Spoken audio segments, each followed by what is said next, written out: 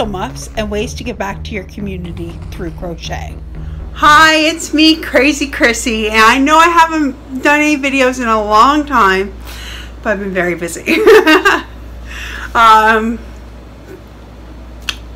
gonna get right into it. Today I'm talking about Twiddle Muffs. They're a very cool thing. They're great for people with autism, dementia, Alzheimer's, and really just helps sensory touch. So here's an example of a Twiddle Muff I made. Actually, I have 5 examples that I've made. I'm actually donating, and each one is very unique and different. As you can see, this one has a tassels, has a flower so the person can play with the flower, has a braid, you know, just different things that they can touch. Here's another one, and this has an elastic. This is actually a modified hair tie pattern, and I just didn't complete it. I just did the first step.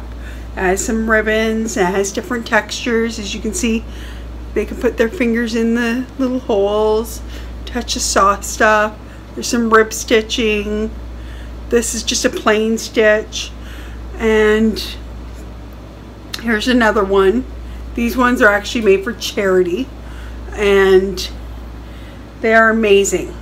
They are absolutely amazing, and everybody who sees them wants to play with them and interact with them. So it's very cool. And the reason I'm talking about this is because there's actually a need, probably in your own community as well. I know in my community we needed, I volunteer at the hospital as well as a long-term living facility, and I found we needed something. And I had seen these a long time ago, and it stayed in my brain, and the hamster was on the wheel. I'm like, I crochet. I'm a hardcore crocheter. So I made them, and I modified the pattern. Instead of, I'll explain it in a minute. I made a panel, a simple panel that was 16 inches. So 16 inches by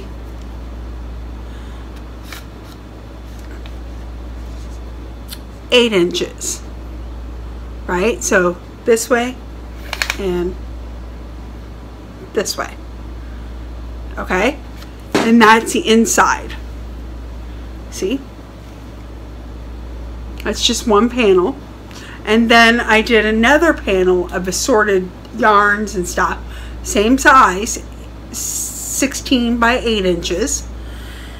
And I just did different types of yarns and stuff like that.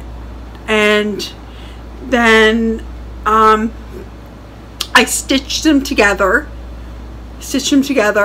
I did what's the word I'm looking for? A seam here, and my friend actually pointed out to me that they can even play with that. I'm like, oh, bonus, you know.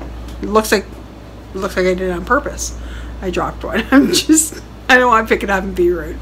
But this is a deluxe one I made. This is actually a puppy.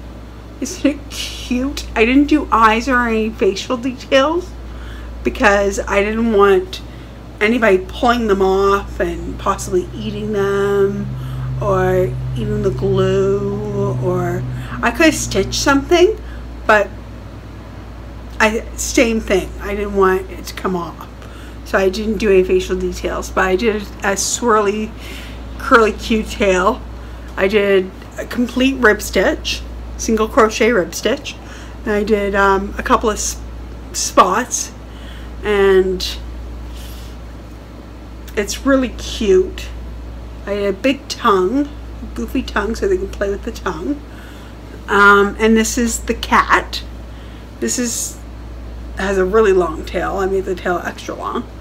And it has ribbons around the neck, has different types of yarns,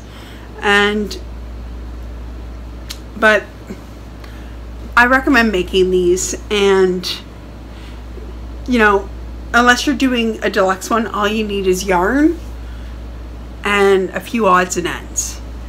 If you want to do one with a stuffed head, you need a bag of stuffing. You can get them anywhere, really. Secondhand stores, they usually sell them for dirt cheap. Walmart, craft stores. So, but please,